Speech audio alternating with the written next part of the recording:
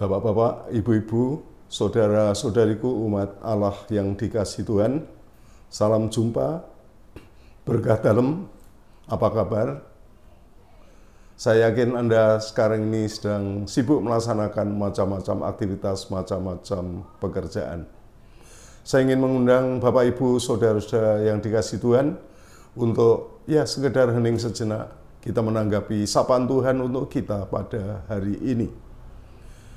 Untuk itu akan saya bacakan terlebih dahulu pembacaan dari Injil Santo Matius bab 21 ayat 33 sampai dengan ayat 43. Marilah kita awali dengan membuat tanda salib, tanda kemenangan Kristus. Dalam nama Bapa dan Putra dan Roh Kudus. Amin. Perumpamaan tentang penggarap-penggarap kebun anggur. Dengarkanlah suatu perumpamaan yang lain. Adalah seorang tuan tanah membuka kebun anggur dan menanam pagar sekelilingnya. Ia menggali lubang tempat memeras anggur dan mendirikan menara jaga di dalam kebun itu. Kemudian ia menyewakan kebun itu kepada penggarap-penggarap, lalu berangkat ke negeri lain. Ketika hampir tiba musim petik, ia menyuruh hamba-hambanya kepada penggarap-penggarap itu untuk menerima hasil yang menjadi bagiannya.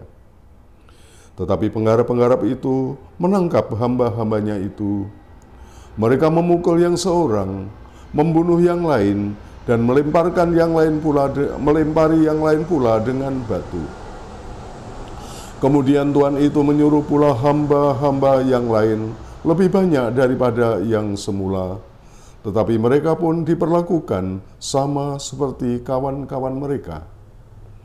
Akhirnya ia menyuruh anaknya kepada mereka, katanya, "Anakku akan mereka segani." Tetapi ketika penggarap-penggarap itu melihat anaknya itu, mereka berkata seorang kepada yang lain, "Ia adalah ahli waris, mari kita bunuh dia, supaya warisannya menjadi milik kita." Mereka menangkapnya dan melemparkannya keluar kebun anggur, lalu membunuhnya. Maka apabila tuan kebun itu datang, apakah yang akan dilakukan dengan penggarap-penggarap itu? Kata mereka kepadanya, "Ia akan membinasakan orang-orang jahat itu, dan kebun anggurnya akan disiwakannya kepada penggarap-penggarap lain, yang akan menyerahkan hasilnya kepadanya pada waktunya."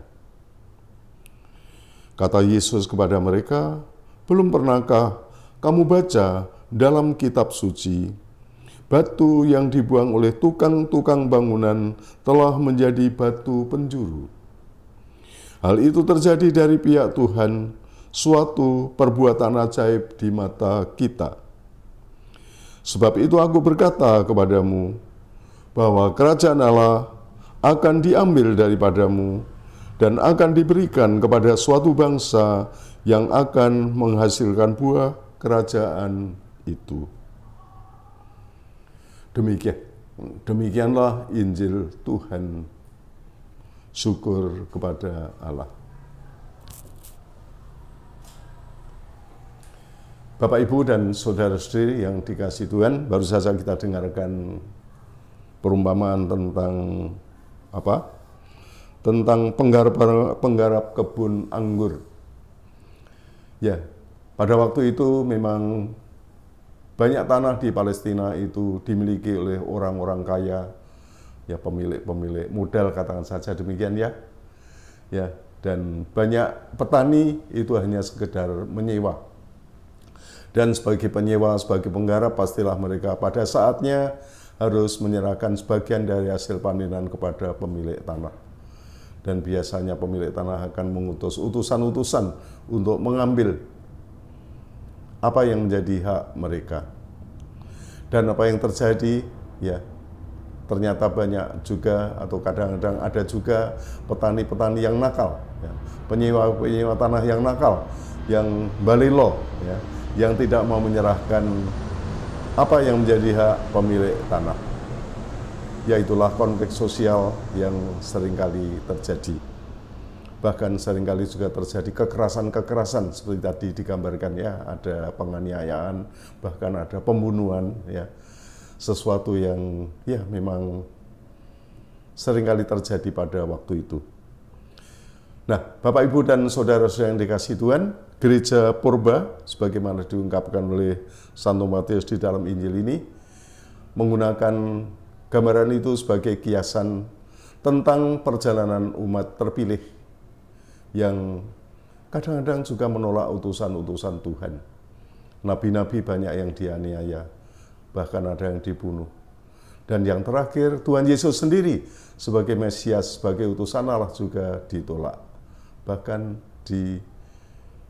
dianiaya dan dibunuh, disalibkan. Itulah gambaran daripada kehidupan umat terpilih pada waktu itu.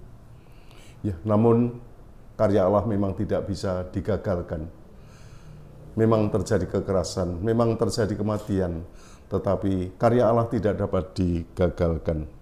Ya, maka dikatakan selanjutnya, batu yang dibuang tukang-tukang bangunan telah menjadi batu penjuru. Ya, kematian Yesus dan nanti diikuti dengan kebangkitan Kristus akan menjadi suatu titik tolak baru, ya, diwujudkannya, dibangunnya umat Allah yang baru. Umat Allah yang dibimbing oleh Tuhan, umat Allah yang tadi dikatakan akan menghasilkan buah kerajaan.